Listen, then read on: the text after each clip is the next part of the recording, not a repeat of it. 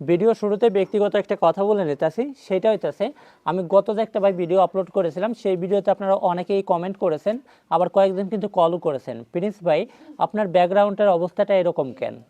যেহেতু আমি এখানে থাকি না, আমার ট্রাইপডটা হইতেছে ভাই ঢাকাতে রয়েছে, এই জন্য হইতেছে আমার সামনে মোবাইলটা রাখার মতো কোনো প্লেসের ভাই জায়গা নাই, ঠিক আছে? সেই জন্য হইতেছে আমি এমন একটা জায়গায় আছি, এই জন্য হইতেছে আমার সামনে যে জায়গাটা মোবাইল রাখছি এখানে কারো ধরার কিন্তু কোনো প্রয়োজন নাই, এই জায়গাটা মোবাইল রেখে দিই অনায়াসে কিন্তু আমি কিন্তু ভিডিওটা কিন্তু করতে পারতাছি। ভাই আমার ব্যাকগ্রাউন্ডটা আপনি দেখতে দেন না, কেননা আমি কিন্তু এতটা বড় লোকের কোনো ছেলে না, ঠিক আছে? আমি কিন্তু ভাই গরিবেরই ছেলে, আমার যে কোনো ভিআইপি ভাই কোনো স্টুডিও আছে এরকম ভাই কিছুই নাই। কথা হইতেছে ভাই আমার ব্যাকগ্রাউন্ডের দিকে খেয়াল না করে আমার কথার দিকে খেয়াল করেন। কথা হইতেছে আমার ব্যাকগ্রাউন্ড যতটা চাকচমকই হোক না কেন, যদি আমার কথা যদি ঠিকঠাক মতো যদি না থাকে, আপনাদের আমাকে দিয়ে কি প্রয়োজন পড়বে? কোনো ভাই প্রয়োজন পড়বে না।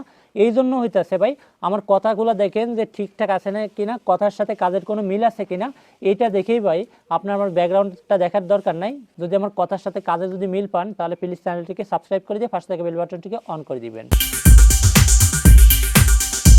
আসসালামু আলাইকুম বন্ধুরা, স্বাগতম জানাইতেছি কেপিপিএন 78 ইউটিউব চ্যানেলের পক্ষ থেকে আপনাদের সবাইকে স্বাগতম। আজকের ভিডিওতে আমি আপনাদেরকে দেখাবো, আমরা কিন্তু অনেকেই কিন্তু নতুন ভোটার এসেছি। তো নতুন ভোটারে আমরা কিন্তু অনেকেই কিন্তু ভোট দিতে পারবো, আবার কিন্তু অনেকেই কিন্তু ভোট দিতে পারবো না। সো কারা ভোট দিতে পারবো কারা ভোট দিতে পারবো না সেটা কিন্তু আজকের ভিডিওটা কন্টিনিউ করলে কিন্তু আপনারা কিন্তু বুঝতে পারবেন।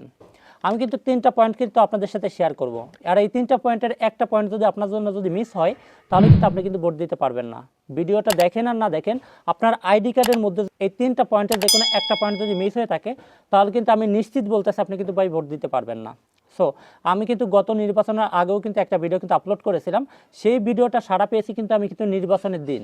সেটা হইতেছে কি, তখন আপনারা ভিডিওটা দেখেন না, তখন মনে করেছেন যে আমি তো ভোটার হয়েছি তার মানে তো আমি তো এমনিতেই ভোট দিতে পারবো না। ভাই আপনি যদি ভোটার যদি হন তবুও কিন্তু আমি কথা দিচ্ছি আপনি কিন্তু ভোট দিতে পারবেন না। আমি যে 3টা পয়েন্ট কিন্তু আপনাদের সাথে শেয়ার করতেছি, এই 3টা পয়েন্টের ভিতরে প্রথম একটা পয়েন্ট হইতেছে কি, সেটা আপনারা কিন্তু মনোযোগ দিয়ে শুনবেন। সেটা হইতেছে কি, আপনার 18 বছর বয়সটা না হওয়া। দেখা যাচ্ছে কি, আমরা কিন্তু যখন হালনাগাদ হয় তখন কিন্তু 16 থেকে 17 বছর বয়স হলে কিন্তু আমরা কিন্তু ভোটার হতে পারি, কিন্তু ভাই ভোটার হতে পারবো দেখা আমাদের আইডি কার্ডও আমাদের হাতে আছে, কিন্তু তবুও কিন্তু আমরা কিন্তু ভাই ভোট দিতে পারবো না।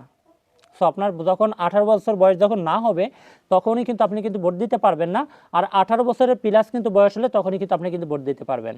পয়েন্ট নাম্বার 2 নম্বর পয়েন্টটা হইতেছে কি ভাই, দেখেছে আমরা দেশে অনেক আগে দেশে ভোটার হয়েছি, দেশে আমাদের দেশে বয়স দেশে 40 বছর ভাই বয়স হয়ে গেছে, তবুও ভাই আপনি কিন্তু ভাই ভোট দিতে পারবেন না। কেন ভাই ভোট দিতে পারবেন না? সেটা হইতেছে আপনি কিন্তু একটা জিনিস কিন্তু খেয়াল করে দেখেন নাই, আপনি দেশে আইডি কার্ডটা কিন্তু হাতে পেয়েছেন, আর সেই আইডি কার্ডটা নিয়ে দেশে 10 বছর 15 বছর আইডি কার্ডটা হাতে নিয়ে বেড়াইতেছেন, কিন্তু ভোট দিতে যান নাই। কিন্তু ওই আইডি কার্ডে কিছু জিনিস কিন্তু ভুল থাকতে পারে, সেটা কি আপনার চোখে কিন্তু নাও পড়তে পারে।